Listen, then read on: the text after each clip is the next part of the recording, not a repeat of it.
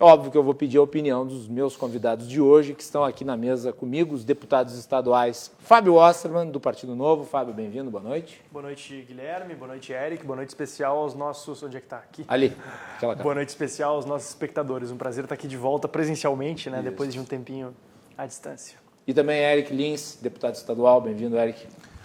Muito obrigado, Magalhães. Olá, Fábio. Olá, nossos telespectadores que vamos bater um papo hoje sobre tributos. Vai ser um prazer estar com vocês. Eu vou ter que perguntar, vocês acham que os governadores se uniram para derrubar o presidente Bolsonaro, Fábio Osterman? Não, Guilherme, acho que não. Acho que Brasil afora a gente tem formas muito variadas de se lidar com a pandemia, mas definitivamente os governadores não se uniram para tentar derrubar o Bolsonaro.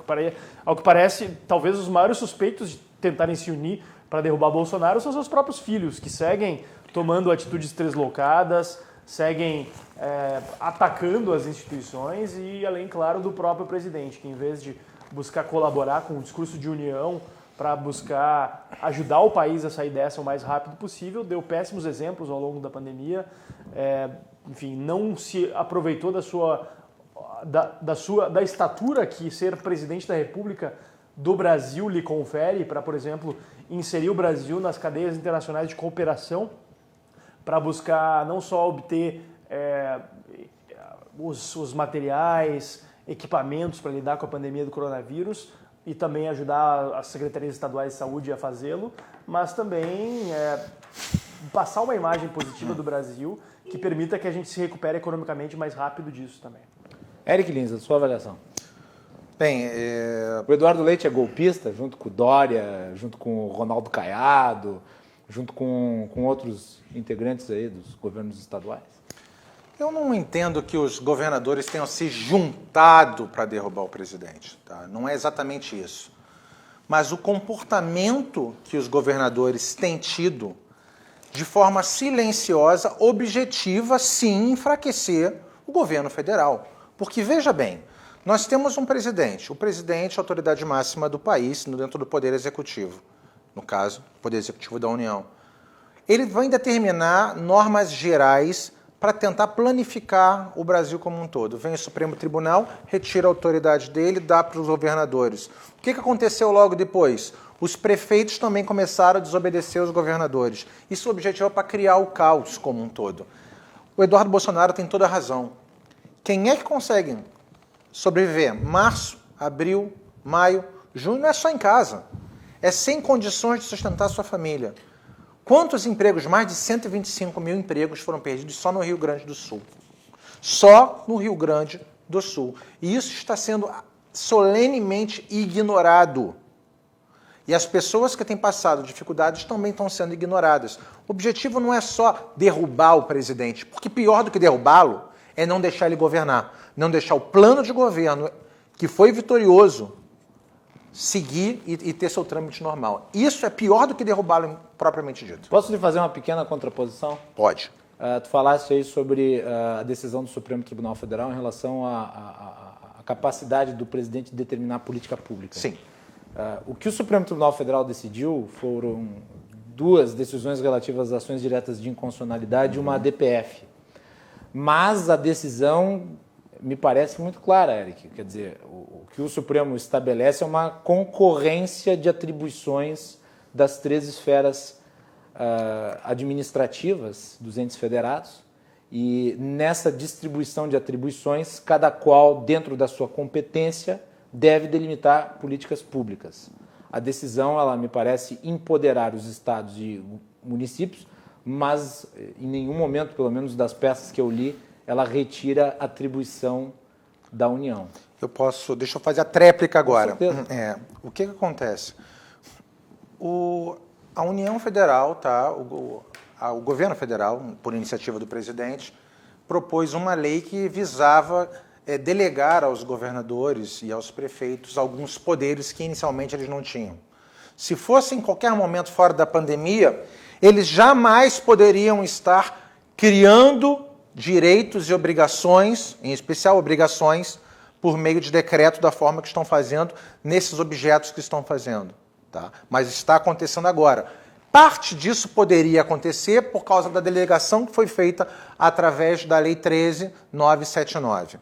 Só que essa Lei 13.979, ela especificou que existiriam alguns serviços essenciais, atividades essenciais. E esse termo aberto, ele é completado por um ato do Poder Executivo. E ali ele veio falando, isso, aquilo outro, tudo isso aqui são atividades essenciais. Quando ele falou isso, ele automaticamente bloqueava a atuação dos governadores, dos prefeitos em relação a essas atividades. O que o Supremo Tribunal fez nessas ADIs na DPF? Ele não só retirou, ele não falou que existem competências concomitantes. O que existe em termos de saúde é que tudo aquilo que não for regulado pela União, quer dizer, no vácuo, na lacuna da lei federal, podem vir os estados. E no que sobrar, poderiam vir os municípios. Então, só que a lei federal... Não, isso chama-se suplementação. Não é todo mundo... Mas assim. Deveria ser assim. Mas a partir do momento que a lei federal disse, você pode fazer tal coisa, mas não pode fazer outra... O que o STF falou? Que os estados e os municípios podem recrudescer, podem tornar as regras mais pesadas. Fez uma coisa muito parecida com o que existe no direito ambiental. Só que não deveria ser assim. Ele poderia agir na lacuna. E eu posso te dar um exemplo. Não acha que daí invalida o discurso do mais Brasil, menos Brasília? Não.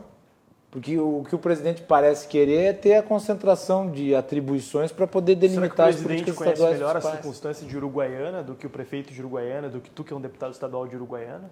Não é questão de conhecer o que acontece em Uruguaiana, o que acontece em Sergipe ou o que acontece em Manaus. Não é isso. Acontece que você precisa ter um direcionamento. Você tem uma visão macroscópica. Existe uma coisa chamada visão de túnel. A visão de túnel ela é muito comum dentro do Poder Judiciário. Só você pensar, isso aqui é uma caneta, tá? Eu não estou conseguindo arrancar a pontinha da caneta, mas se você pegar um tubo, Sim, um cano, e você olhar por esse caninho, você vai ver só aquele buraquinho. É isso que acontece no Poder Judiciário, é isso quando ela só vê um caso específico, isso acontece com o prefeito que só olha a sua cidade, isso que acontece com o governador que só olha o seu estado. Quanto mais distante você está, mais você vê com amplitude e mais você tem condições de julgar de forma sistêmica. Bom, mas isso vale para todas as medidas, então, praticamente? Se isso vale como Sim. uma métrica para a política pública, isso vale, por exemplo, para políticas de educação, de saúde, então deve ser tudo definido. E é assim e então, sempre... sem federalismo, sem princípio da subsidiariedade. Sempre foi assim em todos todas os as americanos decisões no estão passado. errados, deveriam revogar Pois aquela é, Constituição. pois é, deveriam mas é que estabelecer deveriam ter um modelo sistema unitário. diferente. Não, Tipo acho que... China, tipo Brasil. Não, é que vocês confundiram. É que o Não, Brasil... mas é que tu abre um precedente muito grande para uma centralização de decisões por parte do poder da União, que já é maior do que os dos estados e municípios. Não, preciso fazer mais uma ressalva. Vocês falaram dos Estados Unidos, né? Vocês dois. Os Estados Unidos é muito diferente do Brasil. Tá? Os Estados Unidos, a Federação dos Estados Unidos, se criou de forma centrípeta. Isto é, você tinha estados independentes que abriram mão de parte da sua soberania para criar o Estado Central. Aqui no Brasil foi diferente. Foi de forma centrífuga. Nós tínhamos um país inteiro que abriu mão de parte da sua soberania para criar os Estados-membros, os entes-membros e também os municípios. De forma centrífuga. É por isso que no Brasil a União tem mais poder do que os Estados e nos Estados Unidos os Estados têm mais poder do que a União. Não é questão só de você querer concentrar. Não, porque dentro dessas competências concorrentes que a gente fala, a União ela só pode legislar sobre questões gerais, regras gerais. Ela não pode ir às minúcias, mas ela pode falar que isso aqui é um serviço essencial. Ela pode falar, porque ela falou de forma geral. E isso ela pode. E é isso que estava sendo feito até hoje. Mas no momento da pandemia, o Supremo Tribunal Federal resolveu aproveitar esse momento e retirar parte do poder que sempre teve em todos os presidentes. Sempre foi assim. Mudou agora. Fábio, quer fazer mais um ponto?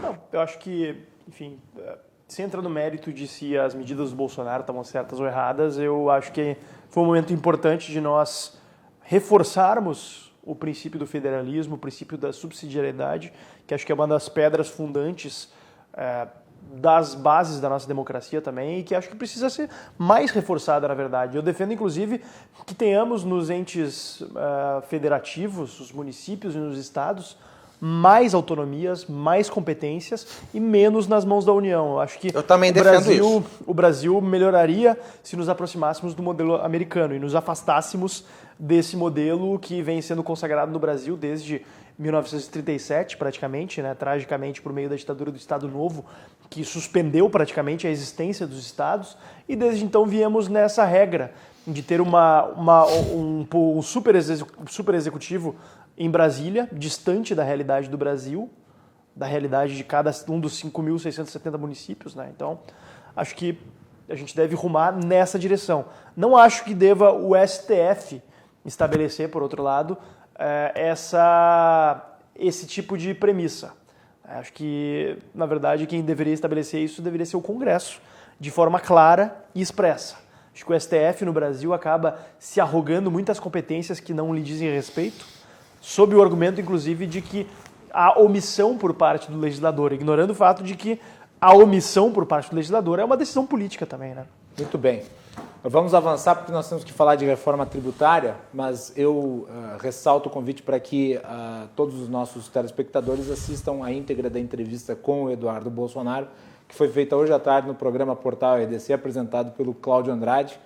Comigo e com o Cláudio Andrade também estava a nossa repórter Yasmin Luz. Nós perguntamos aí para o Eduardo Bolsonaro sobre vários assuntos relativos ao governo.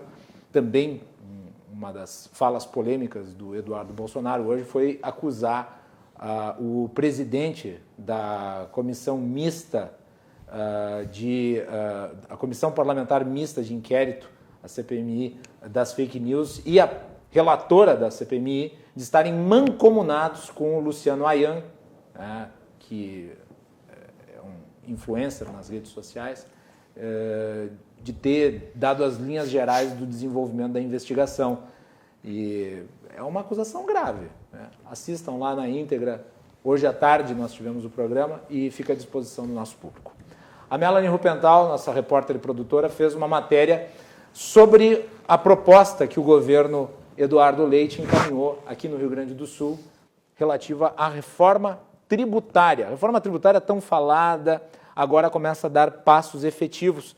Necessária a reforma tributária, mas, obviamente, um texto complexo que enseja discussão. Essa é a primeira de muitas análises que nós faremos a respeito. Na semana que vem voltaremos a esse tema, porque ele precisa ser aprofundado.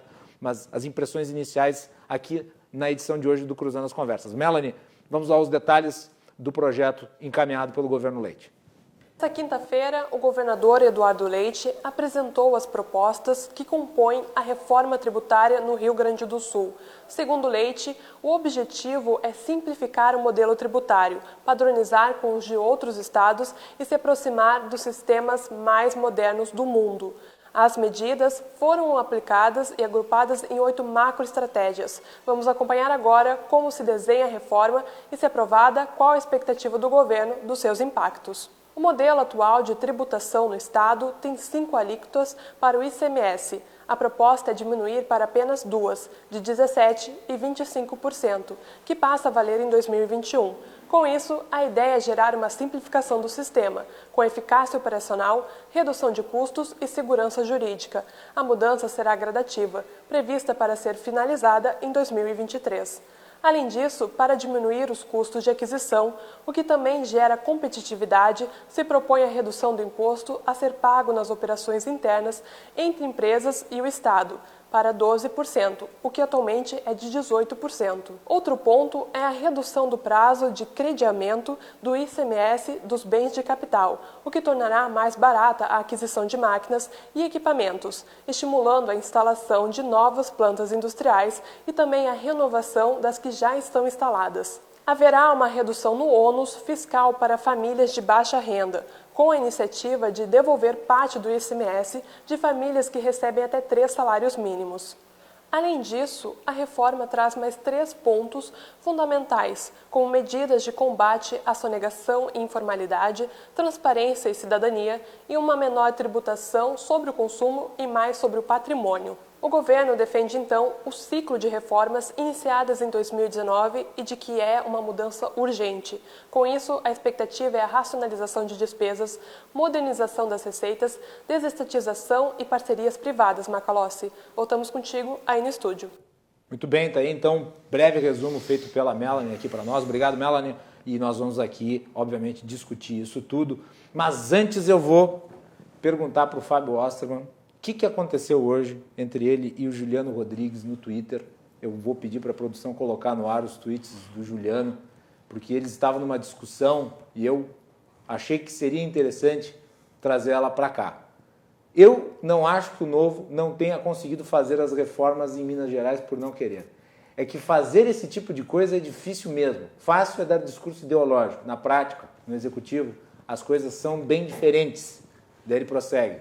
É engraçado ver o ímpeto dos integrantes do Novo quando estão no Parlamento e a diferença para quando estão no Executivo. Governo liberal do Novo em Minas Gerais. Reforma previdenciária não fez. Reforma tributária não fez. Privatizações não fez. Aumento salarial para os servidores fez. Isso numa discussão com o Fábio. Fábio, o que deu ali? Acho que é importante, em primeiro lugar, tu explicar quem é o Juliano Rodrigues. Juliano é assessor do governador Juliano Eduardo Rodrigues Leite. é assessor de comunicação direto do governador Eduardo Leite, que começou a contestar meus tweets enquanto eu acompanhava, e eu tenho o costume de fazer isso, né? Enquanto eu acompanho, eu sou multitarefa, eu vou acompanhando e vou postando ali também, né? E aí ele aparentemente sentiu, né? Eu sei que a área da comunicação é uma área muito sensível no governo Leite, que é um governo muito bom de PowerPoint, muito bom de apresentação. Aliás, Mas eu acho que o cara que fez o PowerPoint do... é possível que tenha sido até o Juliano. O cara que fez o PowerPoint do... Esse cara podia ganhar uma secretaria, né? Não, ele poderia dar um curso pro pessoal lá do governo Bolsonaro. Poderia, porque eles fizeram um negócio do melhor, o Pro Brasil foi uma vergonha. Poderia... Tava bonito, né? Poderia dar curso pra muita gente, pro governo Bolsonaro, pro pessoal da Lava Jato. É verdade. Né? Podia dar aula pra muita gente, mas eu achei curiosa a forma como eu fui interpelado por um assessor de comunicação do governador em plena rede social. Me chamou a atenção, obviamente, de toda a minha assessoria, que como tal se reporta a mim e só se manifesta em relação a temas institucionais do Estado após consultar a mim. Né? O governador é um homem zeloso da sua imagem, das suas manifestações, imagino que faça o mesmo. Então me chamou a atenção que um assessor direto do governador tenha esse tipo de conduta em relação a um parlamentar que votou favoravelmente as principais reformas, que defendeu os projetos de reformas, inclusive de desidratações da própria base do governo. Mas, enfim, né, se o governo quer fazer da bancada do Partido Novo uma bancada de oposição, eu devo dizer que ele está no caminho certo. Tu acha que foi contraproducente a atitude do assessor? Eu acho que cada um deve responder pelas suas próprias atitudes. Assim como eu respondo pelas minhas próprias, imagino que ele deva responder pelas dele, né? Quem fala o que quer, ouve o que não quer. Isso vale tanto para mim quanto para ele, tenho certeza. Então deixa eu aproveitar aqui para também lhe questionar sobre quais foram esses apontamentos que motivaram essa reação tão forte por parte de um dos assessores mais próximos do governador. Bom, tivemos essa apresentação hoje de manhã, que foi das 8h30 da manhã ao meio-dia praticamente, tomando toda a manhã. Como eu disse, como costuma ser o padrão do governo, uma apresentação muito bem preparada, uma apresentação muito bem colorida, né? Uma apresentação com palavras muito meticulosamente escolhidas, mas que, no entendimento da nossa bancada, deixou claro o que se tentou florear. As propostas que o governo chama de reforma tributária, na prática são uma forma de se recompor as receitas que o governo deve perder com o fim da alíquota majorada e aumentar impostos. E foi isso que indignou o assessor de comunicação do governo. O fato de eu estar falando claramente o que deveria ter sido falado claramente pelo próprio governador, se quisesse ter uma relação de efetiva transparência para com a Assembleia Legislativa. A proposta de reforma tributária do governador Eduardo Leite, da forma como nos foi apresentada, aumenta impostos. Não só aumenta, se me permite elaborar um pouco mais. Com certeza, tem tempo.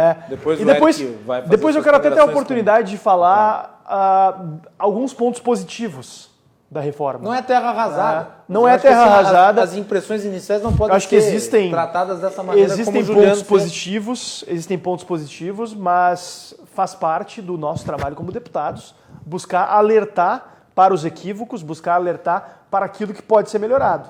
Por exemplo, me preocupa o aumento de impostos para as micro e pequenas empresas optantes pelo Simples. Me preocupa também o aumento do ICMS sobre bebidas, sobre o gás, a extinção de isenções sobre uma série de gêneros alimentícios, né, o que vai significar na prática os alimentos chegando na mesa dos gaúchos a um preço mais alto, por óbvio, né? Começando, por exemplo, pelo fato de que vai ter um aumento de 242% no ICMS sobre os produtos da cesta básica de alimentos. Sobre os pobres, portanto. Sobre todo mundo, né? Uma das críticas que se faz sobre o imposto sobre consumo é que ele é um imposto que não olha a quem, né? E que é um imposto realmente regressivo. Isso é uma limitação do ICMS, o fato dele ser um imposto regressivo, mas o fato é que hoje, dessa forma como está sendo, vai aumentar na prática o ICMS sobre os alimentos da cesta básica em 242%. 242% é um de impressionante. De 7 para 17%. Tanto da cesta básica de alimentos, quanto da cesta básica de medicamentos. O nosso espectador que é, por exemplo, diabético, vai ter que pagar mais a sua insulina. Vai pagar mais pela cloroquina. A cloroquina não está ainda na cesta básica de alimentos do Rio Grande do Sul. Mas quem sabe? O Brasil já é o país que mais tributa medicamentos no mundo. Né? Outro exemplo. Uma situação de pandemia como essa que nós estamos vivendo, tributar medicamento, para mim é uma coisa absolutamente inconsequente. Não só tributar, como aumentar a tributação. Claro, com certeza. A proposta também traz um aumento de 265% no ICMS sobre o serviço de transporte intermunicipal, que vai de 6,4% para 17%. Em relação à questão do ICMS, também é importante ressaltar que não faz nenhuma menção à resolução da questão da substituição tributária, que vem onerando empreendedores estado afora, encarecendo produtos gaúchos, fazendo que a gente perca a competitividade. E, além disso, um aumento de 16% no IPVA para automóveis de passeio, que são a imensa maioria da frota gaúcha, indo de 3% para 13,5%, e esse valor contrasta especialmente com o valor pago pelos nossos vizinhos de Santa Catarina. Eu até fiz essa questão para o governador hoje na reunião, ele meio que se embananou, falou que em Santa Catarina era 13,5%. Não.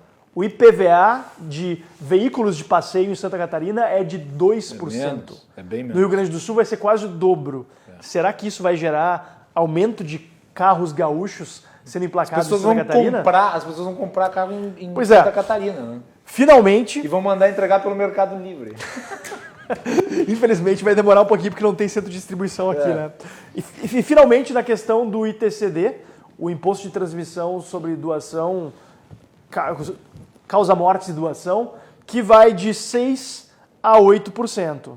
A alíquota mais alta, então, tendo um aumento de 33%. É evidente que isso é aumento de impostos. Especialmente levando-se em consideração um fato fundamental, Guilherme e Eric, que é o governador, quando foi eleito, sabia que as alíquotas majoradas do ICMS eram uma receita extraordinária, temporária. O povo gaúcho, a sociedade gaúcha, já concedeu 4 anos de alíquota majorada do ICMS. 2 anos para o governo Sartori, 2 anos para o governo Leite. O governador sabia que essas alíquotas terminariam. Teve 2 anos para fazer a lição de casa, se preparar, cortar gastos, propor aos outros poderes um plano de contingenciamento de gastos, apoiar medidas como, por exemplo, uma nova PEC do 12º, que ele sabe que teria receptividade na Assembleia, mas não o fez. Eu lamento que, pro governador Eduardo Leite, aparentemente, a única maneira de se fazer ajuste fiscal seja no campo da receita, no elo mais fraco, que é o pagador de impostos gaúcho. A nossa bancada tem uma predisposição muito clara a ser contrário a propostas como essas, que aumentam a carga tributária, aumentam o peso nas costas do cidadão gaúcho e botam mais dinheiro nas mãos de políticos e burocratas que, na prática, não sentiram nada com a crise. Né? Não tem um servidor público ou um agente público, membro de poder no estado do Rio Grande do Sul que perdeu um centavo nessa crise. Como o Eric disse aqui, 120 mil gaúchos perderam o emprego. Muito bem. Só um lado paga a conta. A gente não pode deixar isso continuar. Eric Lins, o Juliano Rodrigues também foi policiar os seus tweets hoje ou ele não fez nenhuma observação sobre as... Primeiro, deixa eu fazer uma crítica postagens. muito séria ao Fábio Osterman, tá? Diga. Porque ele é egoísta e já falou de quase tudo agora. Mas tem mais coisa para falar. É que ele é da linha da Ayn Rand. Egoísta? Ele é da linha da Ayn Rand. Então Faz ele é do tempo que eu não venho egoísmo. aqui, então me deu... Fiquei feliz. Feliz que vocês fiquem Fiquei animados. feliz. com Eu esse fico, cara. programa, Inclusive, Fábio. gostei do cenário. Gostou? Achei Mas melhor eu falei que a mesa. mesma coisa quando eu vi que Pode mudou. passar esse feedback pra produção. Achei bem mais bacana do que também aquela mesa gostei. anterior. Ficava as câmeras atrás, Não, ficava meio estranho. né? E agora nós temos essas reportagens especiais da Melanie que nos Muito embasam com bacana. Parabéns informações, pelo né? trabalho de vocês aí, pelo obrigado. trabalho excelente da Melanie e teu ele. Obrigado, Fábio. Eric. Não, Juliano não. Juliano não veio lhe incomodar. Eu Bom, nem sabia nem que ele tinha tweet, né? agora sabe. Ele está de olho, que nem o Big Brother ou o George Orwell. Tá? Mas é assim mesmo, não tem problema. Pode ir. No meu Twitter pode ir. Qualquer pessoa do Rio Juliano Grande do tá Sul, do espaço Brasil, aberto pra vir aqui, pode ir aliás. governador, pode ir todo mundo, qualquer outro deputado, pode criticar, eu debato. Inclusive, eu e o Eric já tivemos... Já tivemos uns Altercações? Alguns bate-boca pelo Twitter. mas pouca também, coisa, faz por parte, enquanto. faz parte. Temos que aumentar essas Faz brigas. parte, faz parte. Tá bom. Bem, Não, vamos lá. Vai lá, Eric, as suas impressões. Olha, antes de qualquer coisa, deixa eu lembrar um cara. Foi talvez, se não o maior, um dos maiores juristas do Brasil. Chamava-se Rui Barbosa. O Barbosa, uma vez, ele virou e falou o seguinte: senhor ministro da Fazenda, se não houvesse lei que nos colocasse imposto, em vão os fiscais tentariam adentrar-nos às algibeiras. Ele era um cara de classe, né? Quer Bonita dizer, a palavra bonita, algibeira, né? Também tem aquele, né? No taxation without representation, né? Se não pode ter taxação se não tiver lei. Por que eu estou dizendo isso? Porque a gente está fazendo uma alteração legal. Legal. Quando a gente está mexendo em tributo, uma coisa que a gente tem que dizer para as pessoas que estão nos assistindo. O sistema tributário do Brasil, se tu pegar tudo que existe sobre ele, tu vai levantar 3 caixas d'água de papel e talvez não tenha todas as regras tributárias que existem no país, dentre leis, regulamentos, portarias, leis estaduais, municipais, de tanta coisa que existe. A coisa já é feita para não funcionar. Então a gente tem que tentar facilitar. E aqui no Rio Grande do Sul a gente está vivendo um momento de alteração, porque a gente sempre ouve, né, que tem que fazer a reforma tributária, reforma eleitoral, reforma previdenciária. A gente fez uma reforma previdenciária agora aqui no Rio Grande do Sul, uma reforma administrativa, que em parte atende aos interesses, em parte não. Tinha coisas que eu faria diferente, mas nós não conseguimos chegar até esse ponto. Mas agora aqui, ó, quando a gente está falando de tributo, a primeira coisa que eu falei quando eu assumi como deputado, eu falei: eu não aumento tributo. Eu não aumento tributo, Macalós. Ponto final. Eu não aumento por quê? Porque já tem tributo de mais em cima das pessoas. Tributo de mais, salário de menos e agora emprego de menos. Por causa desses lances, desse isolamento social que inventaram, que não deu certo em lugar nenhum. Tem lugar que está fazendo isolamento maior e está morrendo mais gente. Tem lugar que está fazendo isolamento menor e está morrendo menos gente. Provou que não adianta. Tu pega do Brasil, do Oiapoque ao Chuí, tem tudo que é tipo de casos diferentes. Tem lugares que tem maior incidência e menor incidência. Aparentemente teve um pequeno problema aí. O teu microfone, eu acho que caiu. O nosso técnico aqui, o Felipe, vai já organizar para ti a microfonia. Às vezes acontece. O Eric, aliás, é uma pessoa que é muito... Fica se mexendo muito, né? E nós já vamos consertar o problema. Pode entrar aí, o Lipe. Fábio, alguma impressão enquanto o Lipe vai arrumando o microfone dele? Até para complementar o que eu vinha falando, só para não dizer que é terra arrasada, eu acho que a reforma tem alguns méritos positivos, como, por exemplo, a ideia de diminuir de 18% para 12% o ICMS de compras internas. a ideia de resolver a questão dos saldos credores de exportação, que vem maltratando muito o exportador gaúcho. A resolução também, o encaminhamento de resolução da DIFAL ou DIFA, que é o diferencial de alíquota também, que estabelece alguns problemas no trânsito de serviços e mercadorias. Combate à sonegação e incentiva a formalização, que eu acho que também é uma ideia interessante e importante, mas o grande problema dessa, entre aspas, reforma tributária é que, na prática, ela é assim, eu acho que talvez se eu chamar de engodo eu vou estar sendo duro demais, mas o fato é que ela é uma visão edulcorada, floreada de um aumento de impostos. E, olha, eu sou da mesma ideia que o Eric nesse aspecto. Aumento de impostos, não. Nem hoje, nem daqui 2 anos. Tá certo aqui agora? Vamos ver, testa aí. 1, 2, 3, 4. Eu acho que isso foi boicote. Produção está funcionando agora? Queria me ouvir um pouquinho mais aí, de repente. Hã? Ainda não? Ainda não. Prossiga, então. Senão nós não vamos ouvi-lo. Então você está sendo boicotado.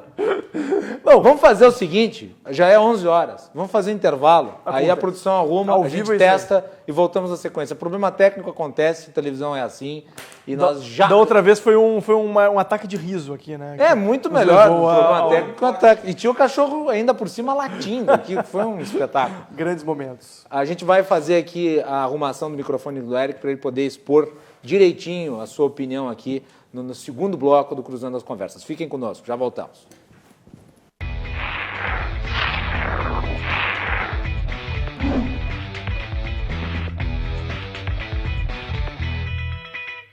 Há 40 anos, iniciava uma história de sucesso empresarial. A Irmãos Galeazzi chegava ao sul do Brasil. Hoje, a Irmãos Galeazzi é líder no segmento de distribuição de metais não ferrosos e aços inoxidáveis e conta com um amplo estoque de metais nacionais e importados disponibilizados nas suas mais elaboradas especificações. Irmãos Galeazzi, 40 anos. Celebrando conquistas, planejando o futuro. A Associação dos Oficiais da Brigada Militar representa, garante os direitos e o reconhecimento dos oficiais militares estaduais, contribui para o fortalecimento das instituições e para a segurança pública do Rio Grande do Sul. Atua nas esferas jurídica e política, no Estado e em Brasília. Desenvolve ações.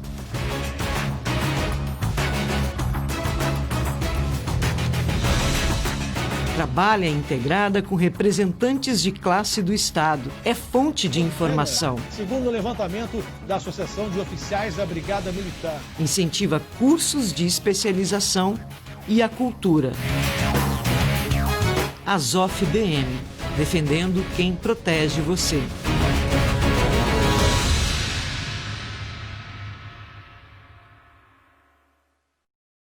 Há mais de 20 anos, o Badesul dá valor para iniciativas que colaboram com a inovação. Dá valor para quem acredita na sua própria força, para quem empreende, investe e trabalha pelo crescimento do nosso estado. É por isso que no Badesul existem oportunidades para todos os tamanhos de empresa, para o agronegócio e para o setor público. Badesul, a gente dá valor para o Rio Grande crescer. Governo do Estado do Rio Grande do Sul. Novas façanhas.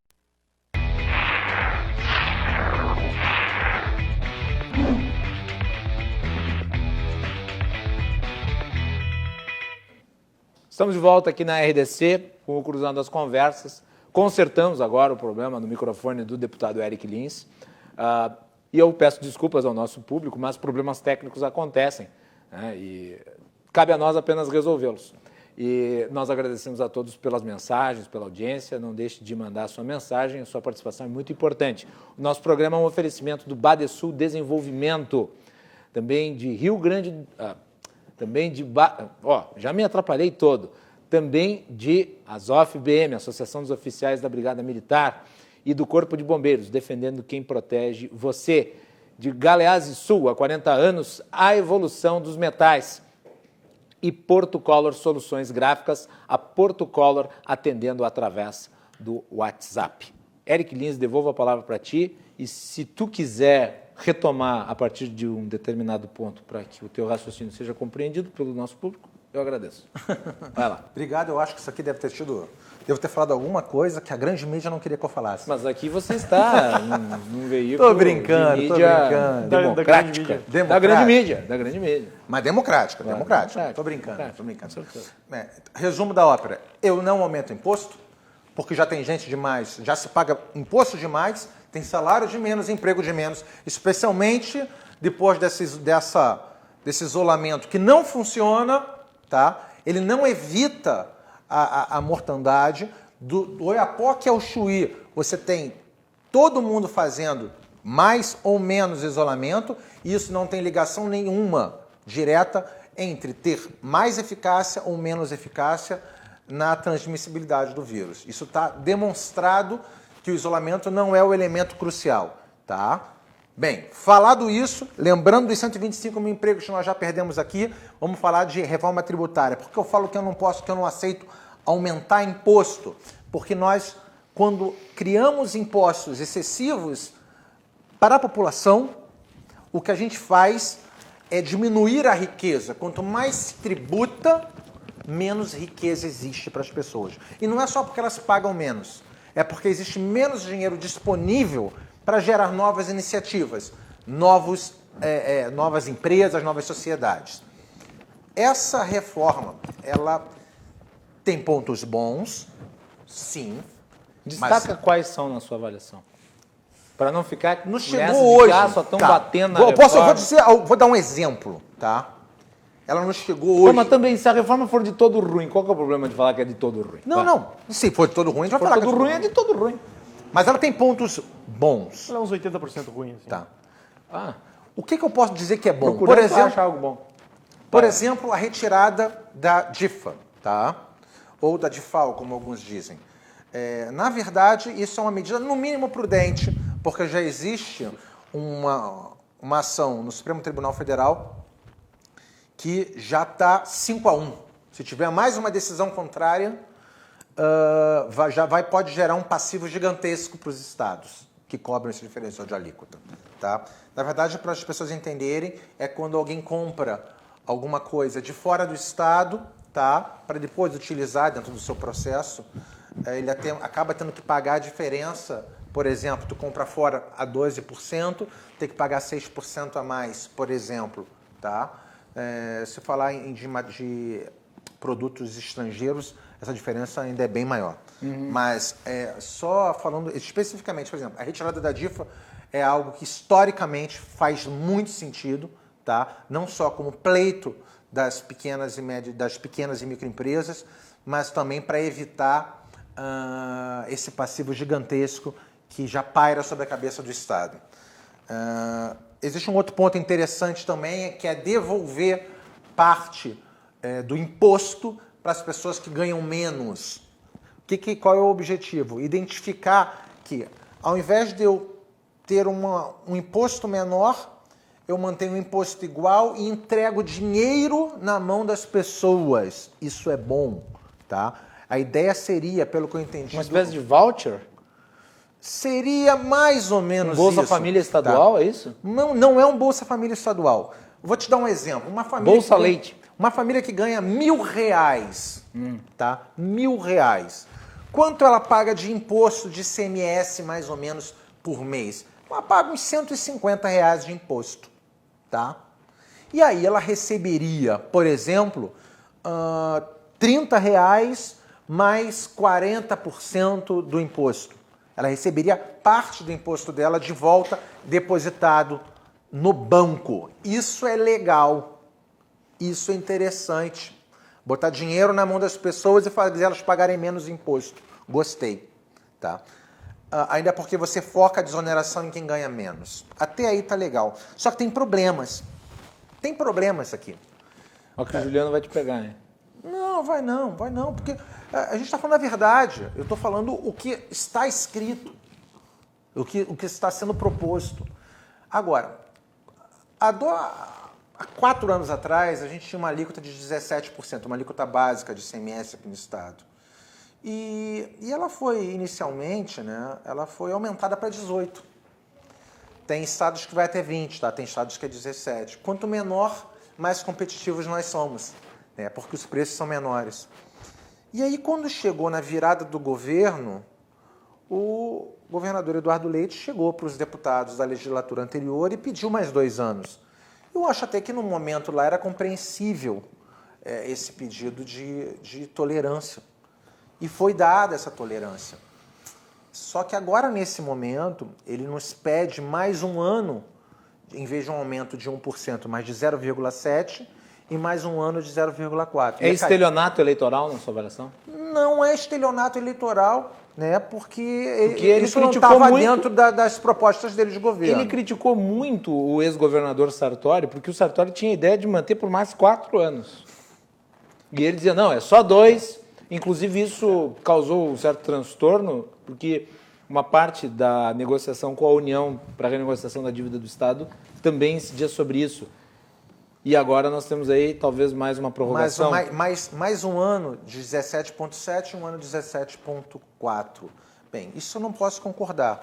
O que eu sempre disse é que você não pode olhar, assim como eu disse do presidente que olha de longe, tem que olhar em feixe, que você não pode olhar por dentro da caneta, a gente não pode olhar essa reforma aqui, ó, ponto por ponto.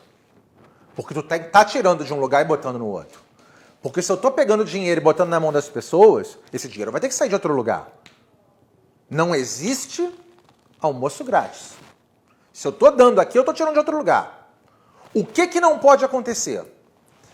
Que o somatório daquilo que eu dou e daquilo que eu estou cobrando acabe pesando mais para o lado do cobrar. O que eu não posso ter é um aumento efetivo da carga tributária. Eu tenho tudo indica... E isso é que eu tenho que analisar, tá? Porque tu vês, a gente vai ter... Se chegar à conclusão de que nós vamos ter um aumento na carga tributária no Estado em geral, de nada adianta, repassar esse recurso para as pessoas de baixa renda, os mais pobres. Porque tu tá aumentando... Vai ser uma devolução de recurso fake. E tem outro problema muito grande. Porque quando você... porque, na verdade, não está tendo um aumento na cesta básica e nos medicamentos. É que já existe hoje uma redução da base de cálculo e vai se tirar essa redução. Quer dizer, no frigir dos ovos vai aumentar o valor. Tá? E o que acontece? Quando tu aumentar o valor, a capacidade de compra das pessoas vai diminuir. Tá, mas tu está dando dinheiro. Mas como é que está essa relação? Eu estou ganhando mais... ou estou dando mais condição para as pessoas de comprar? Isso tem que ficar muito claro. Porque se eu reduzir imposto, as pessoas vão comprar mais. E no que elas comprem mais, vai gerar mais renda para o Estado. Para você aquecer a economia, tu tem que diminuir a carga tributária como um todo. Tem que olhar de longe, igual o presidente. Não é para olhar dentro da tampa da caneta. Você não pode fazer isso. Então, quando a gente olhar toda a proposta, que nem o Fábio falou, tem coisas boas, tem coisas ruins. Eu preciso pensar, esse aumento de 0,5 ponto, hoje é 3%, vai para 3,5% de IPVA. Aí tu pensa, não, mas vai baixar a gasolina. Mas ela não está baixando, ela está voltando àquilo que era anteriormente. E ela é bem mais cara do que em Santa Catarina. Que é em 25%.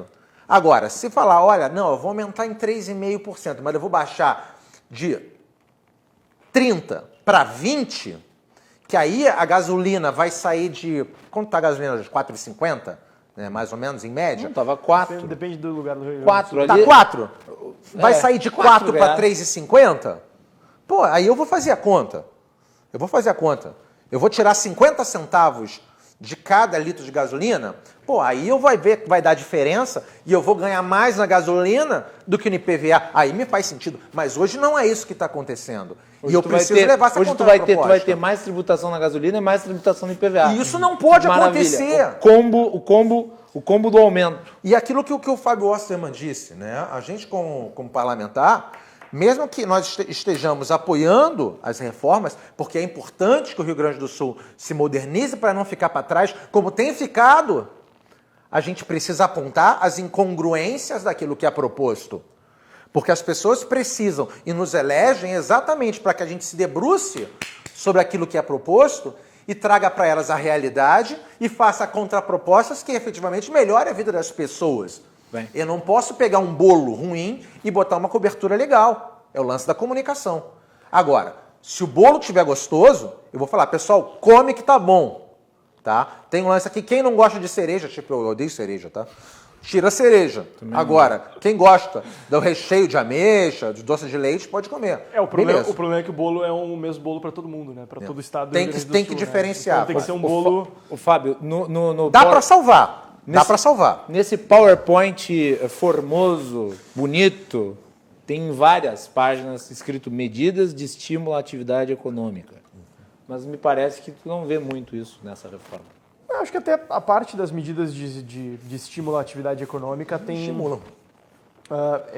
É onde eu encontro a maior parte dos pontos positivos, na verdade. então... O problema é que esses pontos positivos, a princípio, não me parecem compensar os pontos negativos, que na prática evidenciam a disposição do governador em aumentar impostos. Né? E é isso que nos preocupa. E veja bem, não é nem só aumentar impostos em relação ao patamar anterior de ICMS, que eu acho que é o que deveria ser julgado. Se vai aumentar a carga tributária em relação às alíquotas de 17% e 25%. A alíquota básica é de 17% e a alíquota de seletivos, como gasolina, energia elétrica, enfim, em 25%. Mas na prática se está aumentando ainda com a manutenção dessas alíquotas majoradas, se fosse o caso, ao que tudo indica, segundo as nossas estimativas. A gente ainda está aguardando a chegada dos textos, né? E eu espero que o governo também aproveite essa oportunidade de contar com feedbacks sinceros da base, dos partidos de oposição. Aliás, um fato curioso. E dos partidos independentes, que o Novo não é dos nem partidos base, independentes. nem oposição. Eu ia chegar lá, mas antes disso eu ia reforçar algo que nos deixou curiosos em relação ao conteúdo das reformas, ao ver o entusiasmo do PT e do PSOL em relação às propostas do governo. Né? Acho que isso também é algo que merece uma reflexão. Tu acha que, então tu é da opinião que se o PT e o PSOL gostaram, bom não é? Eu sou. Eu não, nem sempre não. Eu assim, o PT, o pessoal gostou. Não como uma regra. Por exemplo, quer um exemplo? 95%. A bancada do Novo, a bancada do PT, a do PSOL e outros deputados esparsos votaram contra no passado a criação de 41 novos CCs para o Ministério Público. Nesse caso, acho que eles estavam certos, porque eles seguiram uma posição que eu acho que está correta. Mas talvez tenha sido uma exceção que confirmou a regra na prática. A cada 20 vezes... Inclusive o Eric votou a favor dessa vez. Votei, mas tem meus motivos. O Eric agora está falando mal do Sérgio Moro junto com o Lula. Né? Não é junto, não. Na verdade, eu quero que eles fiquem separados e bem longe de mim, os dois. Um é o maior ladrão do Brasil, na verdade, talvez o maior ladrão da sociedade ocidental moderna. Pô, Eric, e o outro é um traíra. Sérgio Moro é um herói brasileiro. Que herói brasileiro? Não, ele fez muito bom. Eric, Prendeu Lula, beleza. Mas não passou de um traidor depois que virou ministro. Vamos voltar, uma outra hora de discutir Sérgio Moro. Eu não podia deixar de dar aquela provocada. E a minha música? Minha música fala sobre isso. Eric. Tua música tinha que botar no último bloco. A música do Eric. Mentira que tu não ouviu minha música. Vou te mandar pro WhatsApp. Manda pelo WhatsApp. Numa próxima oportunidade que o Eric estiver aqui, nós vamos colocar a música no ar, inclusive.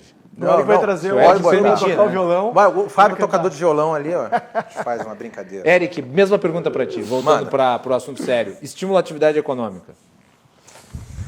Porque a gente, aqui, ó, nós gaúchos estamos cansados de ver as empresas debandando do Estado. Debandando. Esse episódio do Mercado Livre foi uma vergonha e deu pra bola, né? Não queira aí o governador dizer que vai conseguir atrair. Não vai conseguir atrair. O prefeito Marco Alba ali de Gravataí tem que ser positivo, tem que ser proativo, compreendo, mas eu não tenho uma visão nem um pouco positiva dessa situação. Não creio que nós tenhamos Mercado Livre aqui no Rio Grande do Sul, assim como outras empresas também, né? Pirelli caiu fora também. E aí? Olha, o Rio Grande do Sul, lá no início dos anos 90, situação sob o governo Brito. Guilherme, mas tu vai falar bem do Brito? Vou falar bem do Brito. O Brito fez política de atração de investimentos, que ainda tem legado positivo no Estado. O governo Brito foi alvo de um monte de ataques boçais, de um preconceito ideológico absurdo. Fez muita coisa positiva para o Estado. Claro, teve seus erros. mas teve muita coisa positiva e a atração de investimentos para o Estado, que chegou a concorrer com São Paulo na área automotiva, foi abandonada ao longo da história. Vou te dizer uma coisa. O governo acaba de mandar uma cartilha de 100 páginas aqui sobre as reformas. Mais material para a gente estudar nos próximos dias, Tá Eric. bom. A gente recebeu hoje, né? Eu as recebi, tem propostas escritas 128 hoje. páginas. Tá? Não, acabamos de receber no grupo dos deputados aqui a cartilha. Mais uma cartilha. Tá bom. Então me encaminha, por favor. Vou te mandar sim. Seguramente O é um que documento acontece? Vamos Me lá. perguntou sobre aquilo que incentiva o desenvolvimento. Primeiro que eu vou repetir, esse isolamento que foi imposto pelos governadores e prefeitos, e em especial pelos prefeitos que foram assodados, assustados e trancaram tudo antes que qualquer grande problema acontecesse, antes do problema começar a acontecer nos respectivos municípios, isso arrebentou a quantidade louca de empresas. E agora, para retomar isso, não vai ser fácil. E não vai voltar da maneira que estava antes. Mas a gente vai lutar e não vamos baixar a cabeça. Algumas medidas ali são boas, tá? Como, por exemplo, essa da DIFA. Agora, tem outras coisas que podiam ser bem melhores. Na verdade, a simplificação também ajuda. Bastante, aliás. Mas tem coisas que poderiam ajudar muito mais e serem muito mais efetivas, especialmente para aquelas regiões que sofrem mais. Quais são as regiões que sofrem mais? No Brasil, no Estado, são aquelas que estão mais distantes dos grandes centros. No Sul e... Por que isso acontece? Existe uma questão de dificuldade logística, que é de você levar uma coisa de um lugar para outro. Falou de Uruguaiana, eu fui eleito por Uruguaiana. Uruguaiana é 640 quilômetros de Porto Alegre.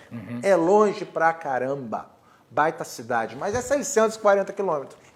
Todo mundo que tem que produzir lá tem que levar para muito longe os seus produtos. Isso traz custo de transporte. O transporte no Brasil basicamente é feito através de rodovias. Rodovias, a gente está falando de gasolina ou diesel. Se a gente está falando de gasolina ou diesel, vamos lembrar, o diesel até que é subsidiado. A gente paga 12% de ICMS aqui. Agora, a gasolina é 25%. Se você quer incentivar o desenvolvimento das regiões mais distantes, você tem que criar situações que venham facilitar para eles. Eu já defendi que o governo deveria solicitar ao CONFAZ, tá, que é o conselho que é feito pelos secretários das fazendas, uma autorização para se diminuir o ICMS em toda a região que margeia os estados, distantes dos grandes polos, porque aquilo ia ser mais barato lá e ia compensar o custo do transporte. Outra maneira que dá para ser feito agora, diminuir o imposto sobre combustíveis, que hoje está em 30%, vai voltar para 25%. Podia reduzir para 17, igual é a todos os outros. Ou diminuir para 12 para ficar igual do diesel. E diminuir ainda mais o diesel se fosse a questão. Por quê? Porque esse valor vai retornar para o Estado depois em aumento de consumo. Porque aí você ia justificar. Porque se você virasse para mim e falasse, olha, Eric, eu preciso de mais um ano de 1%, mas eu vou tirar a gasolina de 30 e vou jogar para 12. Pô, aí tu tá dando para as pessoas. Porque aí a gasolina do pessoal que está pagando 4 ia cair para 3,20. E aí no final do ano, se você gasta, digamos, 2 tanques de gasolina por mês, tu ia ter R$80 a mais por mês, R$960 no fim do ano. Tu ia pagar 250 a mais de PVA, mas tu ia ganhar 960. Aí ia fazer sentido. Isso sim é incentivar a produção, o desenvolvimento das regiões mais distantes. Mas eu tenho que olhar a população pagando menos imposto. Isso eu tenho que ver. Aí a gente conversa. Agora, não dá para trocar 6 por meia dúzia até dá, mas trocar 6 por 8, não, isso não dá. Bem, só deixa eu ler antes de passar para ti, Fábio, 3 comentários. O primeiro do meu querido Lamana Paiva, que participou de detalhe do portal. Abraço, Lamana, obrigado pela audiência. Ele concorda em relação ao elogio ao Brito, ele disse que o Brito foi o melhor governador do estado. Eu acho que foi a Ieda. O Nelton Rodrigues ele disse o seguinte, melhor de tudo é a pegadinha do diesel. A alíquota sobe para 17, mas o governo vai dar um benefício para ficar em 12. Isso parece conta da Dilma. O Caio Tovar, ele diz, devolver dinheiro vai dar certo sim, claro, o Estado vai devolver. E o Jardel Pinheiro manda um abraço para o Eric Lins. Fábio. Acho que um ponto importante que a gente deve ressaltar nesse momento, chamar atenção, é o timing dessa proposta de reforma. Tu acha que Por o dois timing foi aspectos. Por dois aspectos. Em primeiro lugar, estamos em meio a uma pandemia, com restrições às possibilidades de debates, com restrições às possibilidades de realização de audiências públicas, de reuniões com Assembleia não entidades interessadas. está se reunindo A Assembleia não está se reunindo presencialmente, né? Eu não posso me reunir no meu gabinete com mais de 2 pessoas. Por exemplo, eu pretendo gravar um vídeo amanhã explicativo sobre a reforma tributária, eu vou gravar na minha casa, porque eu vou gravar com o auxílio de 2 assessores meus e vou, enfim, eles vão lá na minha casa e a gente vai gravar na minha casa. Por quê? Porque no gabinete não pode, a Assembleia está com esse nível de restrição às presenças. Como é que a gente vai debater propriamente uma proposta com esse nível de complexidade? Basta lembrar como é que foi o nível de debates das reformas. Nos reunimos com sindicatos, fizemos audiências públicas, tivemos reuniões do plenarinho, reuniões da liderança do governo, reuniões do Palácio Piratini, recebemos entidades nos nossos gabinetes. É assim que se constrói uma reforma. Não, a gente, por exemplo, essa semana teve um dia que o WhatsApp caiu. Né? Quando o WhatsApp, que foi curiosamente, a gente tinha uma reunião aquele dia, né? Lembra, Eric?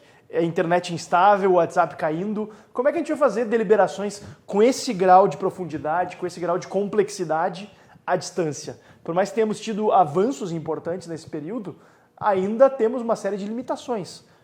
A segunda questão relevante em relação ao timing não foi aprovada ainda, a gente nem sabe quais serão os principais pontos da reforma tributária em âmbito federal.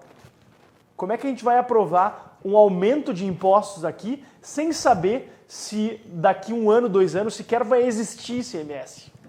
E já teremos dado um aumento para o IPVA e para o TCMD. Tu acha que deveria esperar a reforma federal? Eu acho que deveria esperar, pelo menos, termos um delineamento mais claro da reforma tributária em âmbito federal, que lamentavelmente o governo está demorando para enviar, né? Mas eu acredito que nos próximos, pelo menos até o final do ano, 60, deve ser enviado. dias. Eu entendo a pressa do governador Eduardo Leite, porque está na iminência de perder as receitas extraordinárias da alíquota majorada do ICMS, mas a pressa do governador em botar dinheiro para dentro da conta não pode estar acima dos interesses do Estado do Rio Grande do Sul. Mas tu não acredita que os deputados federais tenderão a argumentar no mesmo sentido que você nessa questão relativa à necessidade de se discutir bem um projeto de uma abrangência tão grande quanto uma reforma tributária federal e ela ser apresentada nesse momento em que o Congresso também não está se reunindo presencialmente? É que diferentemente, o Congresso está fazendo sessões presenciais. Mas não as é a comissões mesma coisa, não estão, não é a mesma coisa. coisa, definitivamente. Mas a diferença da reforma tributária estadual, a reforma tributária federal vem sendo discutida há pelo menos uma década. A reforma tributária estadual, a gente ficou sabendo das principais bases delas na terça-feira, quando o governador nos convocou na segunda-feira para terça para uma reunião. Ficamos sabendo essa semana, então. Não foi algo que foi discutido com a Assembleia, assim como a reforma tributária vem sendo discutida no Congresso, com várias proposições tramitando em paralelo. Ao que parece, a PEC 45 deve ser a proposta vencedora, digamos assim, que vai unificar uma série de impostos e que vai trazer um pouco mais de simplificação. Mas a nossa preocupação é essa, então, que a gente pode acabar aprovando aqui no Rio Grande do Sul um aumento de tributos estaduais, ICMS, ITCD e IPVA, e no outro dia, simbolicamente, né, ano que vem, ou que sai em 2022, sequer o ICMS vai estar existindo mais e teremos que arcar possivelmente com uma carga tributária ainda maior. Acho que não é momento de aumentarmos a carga tributária no estado do Rio Grande do Sul. Nunca. O povo gaúcho, mas especificamente em meio à pior crise econômica da nossa história, em que, como eu disse antes, a sociedade gaúcha está pagando um custo muito alto, inclusive concordo em parte com o Eric, de medidas draconianas de restrições a atividades econômicas que vêm sendo implementadas aqui, que estão tendo um custo muito alto para a população, para o setor privado. O setor público, ninguém perdeu um centavo. Ninguém perdeu emprego, infelizmente, em boa parte por causa do STF, porque se pudesse, a gente seguramente proporia aqui, não sei se o governo apoiaria, né? Assim como não apoiou a PEC do 12º enquanto tínhamos tempo para propor. Propusemos agora, está sob discussão pelo fato do STF ter tido uma decisão em contrário, mas queremos fazer tramitar de qualquer maneira para buscar também propor esse debate e, se necessário, até judicializar. E, aliás, a PEC do duodécimo se colocando aí como uma necessidade até mais fácil de ser resolvida, né, na atual situação do que uma reforma tributária. Né? Exato. A PEC do duodécimo não reduz custos, mas ela... Que, aliás, é uma coisa que o Estado já devia ter vencido no governo Sartori. Lamentavelmente, as pressões corporativas venceram aquela luta. Exato, se não me engano, por 4 votos. Geralmente as pressões corporativas vencem. E é por isso que o Estado está assim. Há muito tempo. Queria responder até o... Primeiro agradecer o abraço do Jardel. E também antes, um outro rapaz tinha comentado... Nelton. O Nelton? Ele disse que é cálculo da Dilma. Não, eu tinha falado sobre que vai dar dinheiro. Caio Tovar. Caio Tovar de Triunfo. Grande abraço, Caio. Obrigado pela Caio, audiência. deixa eu te explicar uma coisa. Qual é Triunfo, um abraço aí para Triunfo. Minha grande preocupação com isso aqui é porque essa dação de dinheiro, ela vai se dar, em tese, retirando dinheiro de um fundo. Esse fundo está sendo criado, tá? Sabe o que me parece, Eric? Sinceramente, eu já falei aqui, me parece que o governador Eduardo Leite ele se deixa contaminar pelo discurso dos fazendários. Olha, e os fazendários, eles sempre têm essa técnica da taxação, que resultou, lembram daquele episódio do IPVA, muito polêmico? Aquilo foi coisa de técnico da Fazenda. Certamente, o governador deixou para os técnicos montaram qualquer coisa, publicaram, acabaram com o parcelamento. Aí colheu todo aquele desgaste. Essa reforma me parece... Acabaram com o desconto no pagamento à vista. Essa reforma me parece ter muito disso. E não vai me convencer, Macalossi, de que a gente vai dar dinheiro através de um fundo que eu estou criando agora. Mas para compensar, eu estou criando essa dação de dinheiro porque eu vou aumentar o imposto aqui. Depois que tu aumenta imposto, meu irmão, para tu baixar depois é um inferno. A gente tá vendo agora a gente tá vendo com o negócio do ICMS, não. Tá pedindo mais um ano. Para aumentar é fácil, para diminuir é um inferno. E aí, só que para fundo é o contrário, né? Para tu jogar dinheiro para o fundo é uma dificuldade, mas para tu acabar com ele é uma facilidade. Então tu vai criar um sistema em que tu vai aumentar o custo das coisas, mas vai dar dinheiro para os mais pobres, mas nada garante que amanhã esse fundo vai continuar existindo. Mas as alíquotas aumentadas vão continuar lá. Então o negócio tem que ser muito bem amarrado, tu entendeu? E a coisa não tá. E aqui eu tenho que fazer até uma deferência aqui ao governador, que ele é uma pessoa que estuda bastante e está com muita boa vontade. Isso aqui, essa proposta, é aquilo que tu falou, passou pelos técnicos. Ele estudou e está levando para a Assembleia.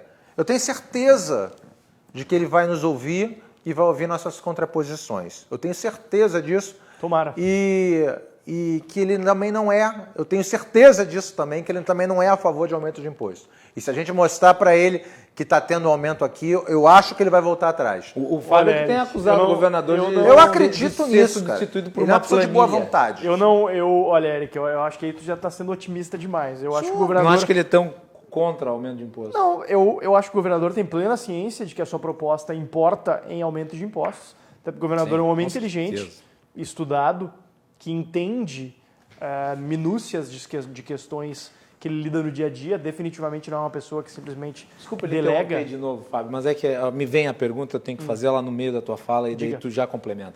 Não acha que essa reforma talvez tenha sido mudada assim ao sabor do vento, em virtude do contexto atual, também como uma espécie de esforço dramático para conseguir mais arrecadação, visto que nós vamos ter grandes perdas? A gente perdeu uns 3 bi já com isolamento, mais ou menos, se não me engano. Não é com isolamento, é com o coronavírus. Não é o coronavírus. O coronavírus deprime as expectativas econômicas. Não é o corona. É difícil de isolar, definitivamente.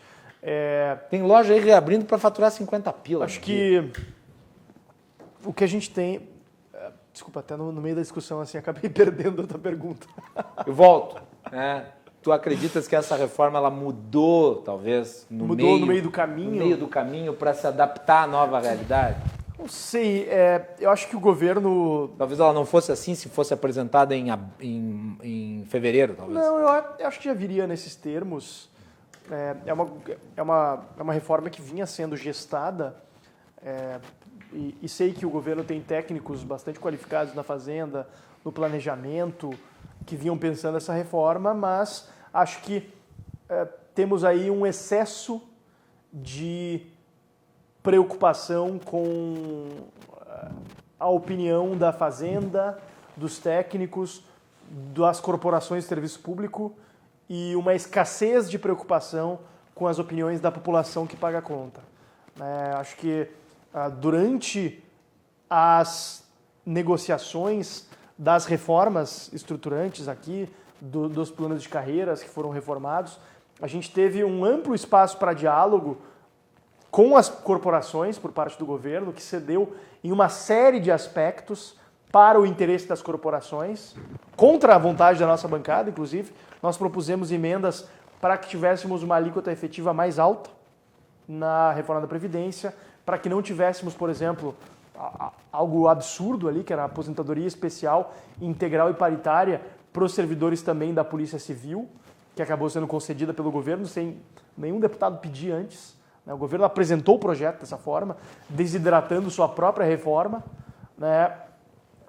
e espero que o governo, diante dessas questões que viemos trazendo sobre a reforma tributária, espero sinceramente que tenha o bom senso de não propor nesses termos. Acabamos de receber um documento, eu obviamente não tive tempo de ler. Amanhã pretendo dedicar pelo menos a minha manhã a estudar esse documento que foi enviado, porque o tema é muito sério, a questão é muito séria, vai ter um impacto grande demais para ser levado dessa forma, que tem que aprovar até setembro, que tem que se aprovar em regime de urgência. Isso não é tema para ser discutido, resumido, sumarizado e aprovado no mês. E a toque de caixa. A toque de caixa. Isso não é tema. É importante que a sociedade tenha noção disso, que se houver pressa, os resultados serão ruins, os deputados que trazem questões como as que nós viemos trazendo não vão ter oportunidade de trazer.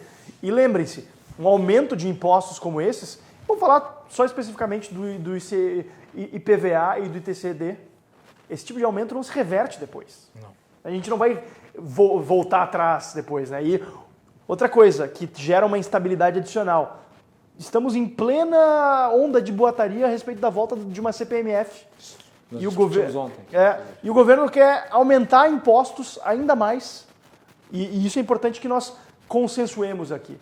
A proposta, como foi apresentada para os deputados no dia de hoje, traz consigo aumento na carga tributária. O governo está tentando vender isso como um realinhamento de alíquotas, mas o resultado final é sim de aumento da carga tributária. É essencial que a sociedade esteja atenta e vigilante em relação a isso. Senão vai passar a toque de caixa e depois, enfim, eu até postei nas minhas redes hoje que os gaúchos têm duas opções. Ou se informam e se empoderam dessa discussão, manifestando a sua insatisfação com essa iminente aumento de impostos, ou se preparam para pagar a conta. E tem outros pontos. Só para fazer um ponto aqui, eu estava olhando por cima enquanto o Fábio ia falando, desse documento que chegou aí para os parlamentares, que eu já tenho aqui também comigo. Muito bonito também. Realmente o pessoal aí que trabalha na área de desenvolvimento de documentos, ele é eficaz. Né? Equipe de PowerPoint, a Secretaria de PowerPoint do governo está de parabéns. Excelente. A minha preocupação... Vai lá, que o último ponto que já estamos no fim. Reafirmo aquilo que eu disse, né? O governador, ele tem boa vontade. Ele sempre demonstrou essa boa vontade. E eu acredito nessa boa vontade e vou mostrar para ele as incongruências que eu estou vendo no projeto que foi aprovado hoje. Porque hoje o projeto não está bom. Apresentado. Oi? Apresentado hoje. Aquele que foi apresentado... Muito obrigado. Aquele que foi apresentado hoje não está bom. Tem aumento de carga tributária. Assim não dá. Isso a gente vai mostrar. Pode ser que ele esteja lá com o pessoal, os técnicos, vem com uma história. Assim não dá. Só que a minha grande preocupação não é nem nos aumentos óbvios. Tá? Os grandes teóricos que sempre falaram de tributação, desde quando a tributação veio retirar poder dos nobres, falava o seguinte: a tributação é igual você depenar um ganso, né? Tu tem que tirar o máximo de penas com menor quantidade de gritos.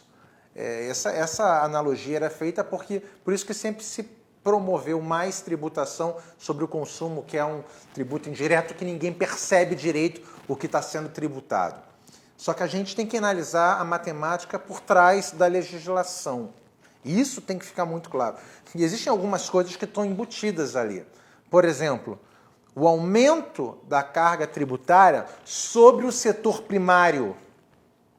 Como que eu vou aumentar a carga tributária sobre o setor primário, que no Rio Grande do Sul é responsável por, não sei, 30% da arrecadação, ou então por uma quantidade imensa de, não só em relação à questão de empregos, mas no próprio equilíbrio, né, da balança comercial do Rio Grande do Sul. Como é que a gente vai taxar o setor primário que é responsável pela produção de riquezas do tamanho que é o Rio Grande do Sul? Não posso fazer isso, a não ser que eu desonere de outro lugar. Então, essas coisas que estão escondidas, que não são tão óbvias, como o IPVA, o Imposto de Herança, esses escondidos são pior ainda, porque é quando o ganso não grita que eu fico mais preocupado. Senhores, nós temos Quando o ganso está anestesiado e não consegue gritar, também é preocupante. É preocupante. Verdade. Senhores, temos 2 minutos, então um para cada para as despedidas. Eric, obrigado por ter vindo. Muito obrigado mais uma vez, João Carlos. Obrigado, pessoal, por estar nos acompanhando até agora. Obrigado, Fábio. E a gente está trabalhando para tentar desfazer algumas besteiras que foram feitas no passado. Não é fácil consertar as coisas erradas. Por isso que a gente tem que ter calma. Calma para poder fazer melhor do que fizeram nesses 10, 20, 30, 40 anos atrás. Muito bem. Fábio Assam, obrigado por ter vindo. Prazer Obrigado. rever o amigo. Prazer. Só reforçando então, pessoal. Simplificar é bom, desburocratizar é bom, corrigir distorções, injustiças, etc. O que não é bom e nem pode ser aceitável é aumento de carga tributária, que é o que está sendo proposto nesse momento pelo governo Eduardo Leite. E isso a nossa bancada tem se posicionado contra. Esperamos que o governo reveja essa posição, porque não é aceitável. O povo gaúcho não aguenta mais pagar conta. Chega de ficarmos botando nas costas do pagador de impostos a conta da irresponsabilidade de subsequentes governos que passaram por aqui e também de um serviço público que se nega a vivenciar o fato de que o estado do Rio Grande do Sul é um estado falido. Boa noite. Muito bem. E é sempre bom lembrar, e essa é uma expressão que o professor Igor Danilevic costuma utilizar, ele é um grande especialista na área tributária, que eu pretendo convidar para falar sobre aqui, né? Talvez uma entrevista, para ouvi-lo bastante. Ele fala da capacidade contributiva. Né? Capacidade contributiva. Será que o cidadão tem ainda capacidade contributiva? Eu acho que não.